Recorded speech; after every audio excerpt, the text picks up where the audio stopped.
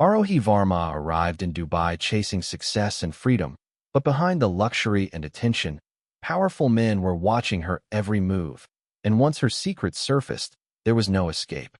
Aarohi Verma was a 23-year-old student from a small city in India who had always felt limited by her surroundings. Her family worked hard but struggled financially, and from a young age she believed that education abroad was her escape. When she received admission to a private university in Dubai, it felt like destiny. Dubai represented speed, wealth, and a future far removed from the slow life she wanted to leave behind. She arrived with 2 suitcases, modest savings, and endless ambition. At first, her days followed a simple routine. Classes, part-time work, and long evenings alone in a shared apartment filled her schedule. She watched luxury cars pass by and saw influencers living a life that felt unreachable. Slowly, envy turned into desire. Aarohi began posting carefully edited photos online, making her life look brighter than it truly was. The attention she received felt empowering and addictive.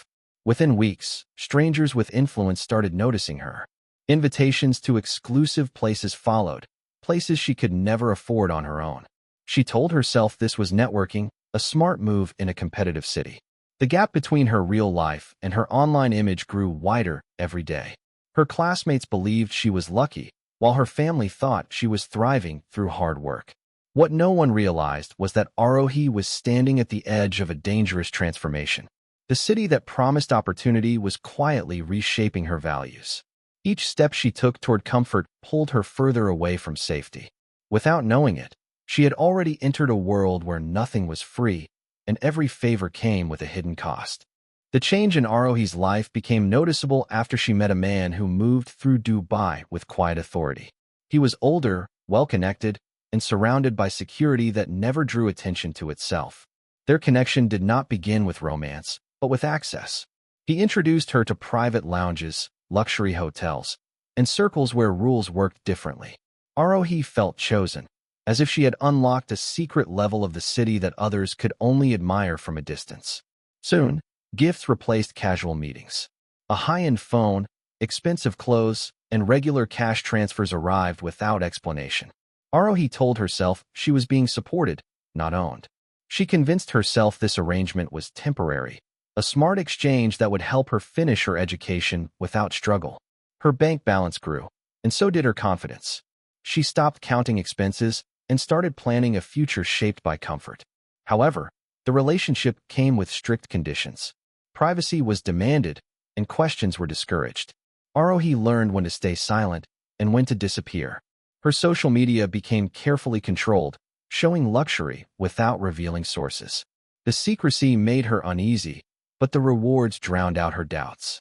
She felt protected, believing powerful people could shield her from consequences. Over time, dependence replaced independence. Her studies became secondary to maintaining this hidden connection. Missed classes and unexplained absences piled up, but she ignored the warnings. The man made it clear that loyalty mattered more than honesty. Aarohi believed she could manage the balance, unaware that her freedom was slowly slipping away. What she failed to see was that this was not generosity, but control. The moment she accepted the first gift, she entered a world where exits were rare and mistakes were dangerous. Aarohi's sense of control faded as her life grew more complicated. The attention of one powerful man had opened doors, but it also changed how others saw her. Through private events and exclusive gatherings, she crossed paths with 2 more influential figures, both tied to wealth and royalty. Each connection began discreetly, built on admiration and promises of protection. Aarohi convinced herself she could keep these worlds separate, believing careful planning would prevent disaster.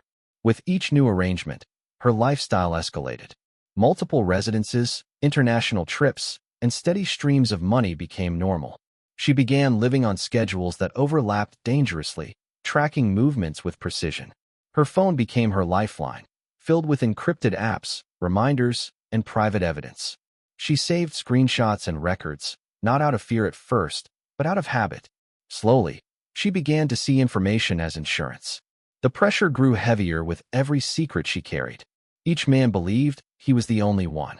Aarohi balanced expectations, appearances, and silence, knowing one mistake could destroy everything. She stopped trusting anyone completely, including herself. Sleep became restless, and anxiety followed her into every room. Despite the risks, she felt untouchable. Power surrounded her, and money solved problems instantly. She believed intelligence alone could keep her safe. But she underestimated how quickly trust turns into suspicion among men who are used to control. What Aarohi failed to understand was that juggling powerful lives creates invisible strings. The more she gained, the more she was watched. Her careful system gave her confidence, but it also left a trail. In a city where influence is absolute, even small overlaps can become fatal errors. The first signs of trouble appeared quietly, almost unnoticeable at first. Aarohi began receiving questions that felt casual but carried sharp edges beneath them. Travel plans were cross-checked, excuses were remembered too well, and small inconsistencies no longer went unnoticed.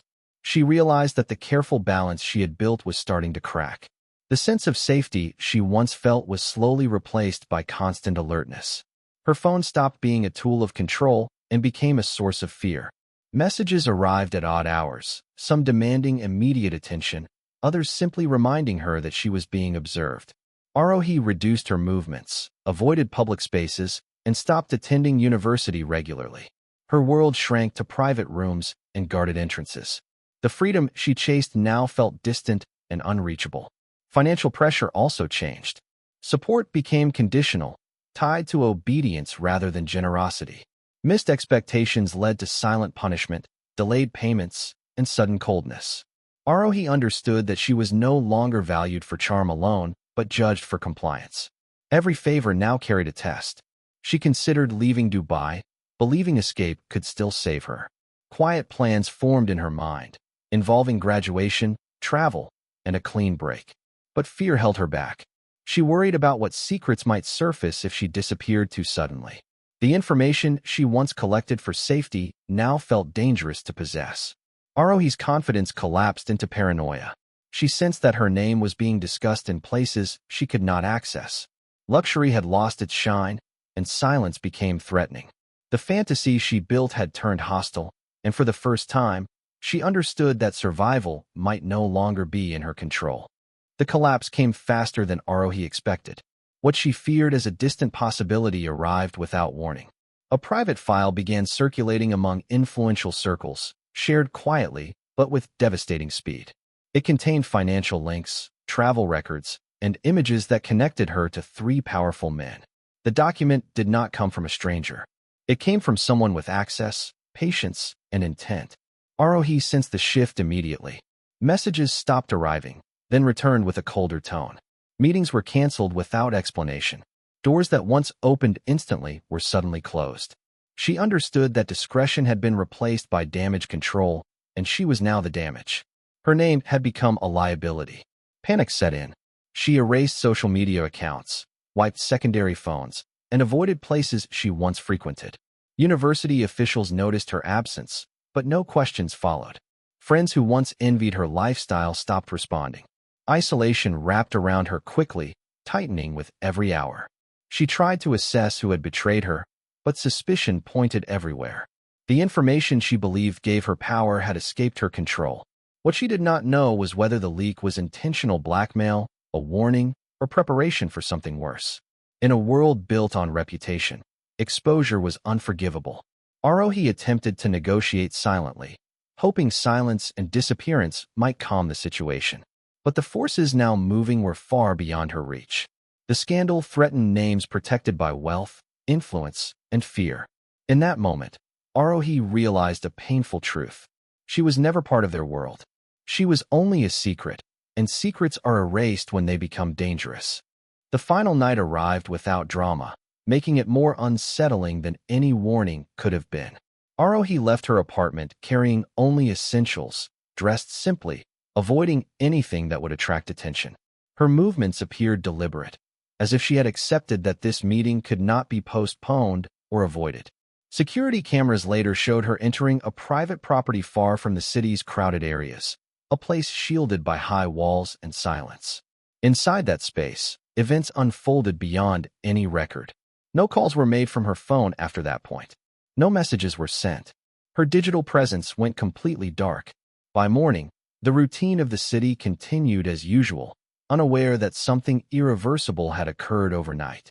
Her phone was discovered hours later near a highway exit, placed carefully rather than discarded. The device had been professionally wiped, leaving behind almost nothing. Only one damaged file remained, corrupted beyond recovery. Investigators would later confirm that the phone had been reset using advanced tools not available to the public. Aarohi herself was never seen again in public. No hospital records appeared. No travel data showed her leaving the country. The absence was total and deliberate. When authorities were notified, the response was slow and controlled. Procedures followed a narrow path, avoiding attention. By the time her family realized something was wrong, official explanations were already prepared. There was no crime scene to examine, no witnesses willing to speak. Aarohi had vanished in a city designed to hide powerful mistakes. What happened that night was sealed behind influence, leaving only questions that would never receive honest answers. The investigation began quietly, almost reluctantly. Aarohi's disappearance was treated as a procedural matter rather than an emergency. Reports were filed, but progress moved slowly and without urgency.